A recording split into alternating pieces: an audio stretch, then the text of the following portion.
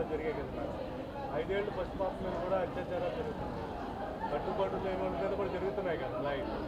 మరి దీన్ని జెండర్ ఇది ఇప్పుడు దాంట్లోకి వెళ్తే అది చాలా పెద్ద డిబేట్ అండి. ఇప్పుడు ఆయన చెప్పిన సెన్స్ కొంతవరకు చూస్తే రైట్, బట్ ఆయన వర్డ్ చేసిన ఏదైతే యూజ్ చేశారో వర్డ్స్ రాంగ్. ఇప్పుడు మనం ఇంట్లో కూడా ఆడపిల్లలకి ఏం చెప్తామండి, నీట్గా డ్రెస్ వేసుకోమ్మా, లేకపోతే చున్నీ వేసుకో, జాగ్రత్తగా ఉండేనే చెప్తాం తప్పితే అన్ని వెళ్ళమని చెప్పం కదా. బికాజ్ మన ఆడపిల్లల మీద మనకు అక్కర ఉంటుంది కాబట్టి, బాధ్యత ఉంటుంది, వాళ్ళు బయటికి వెళ్ళినా సేఫ్గా ఉండాలి కాబట్టి మనం చెప్తాము. ఇప్పుడు అలా అని అది నా స్వేచ్ఛ, నేను ఇలా చేస్తాను, మనం ఏం చేయలేం. ఇప్పుడు మీరు అన్నారు చిన్నపిల్లల మీద జరుగుతుందని, మా అమ్మాయికి మాకు ఇదో ఆర్గ్యుమెంట్ వస్తుంది, మీరు ఎందుకు అబ్బాయిలు చెప్పరంటే అబ్బాయిలందరికీ చెప్పలేము. ఇప్పుడు చిన్నపిల్లల మీద జరుగుతుంది. ఎందుకు జరుగుతుందండి?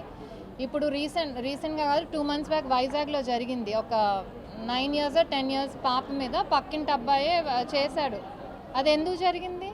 అబ్బాయి బికాజ్ ఇన్ఫ్లుయెన్స్ అయ్యాడు. దేనికి? ఒక పోర్న్ వీడియోకి ఇన్ఫ్లుయెన్స్ అయ్యాడు.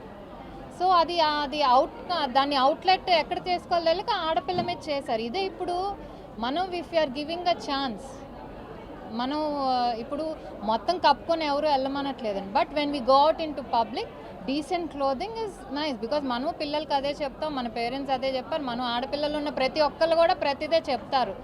ఎందుకంటే వాటికి ఏదైతే మగవాళ్ళని ఇన్ఫ్లుయెన్స్ అయ్యి కానీ అది వాళ్ళ అవుట్లెట్ అనేది ఉండకూడదు ఇప్పుడు చేయటానికి. సో హౌ మనం ఎలా పర్సీవ్ చేస్తాం అనే దాన్ని బట్టి ఉంటుంది. ఎవరో ఒకరు చెప్పింది మంచా చెడు మనం తీసుకునే దాన్ని బట్టి ఉంటుంది.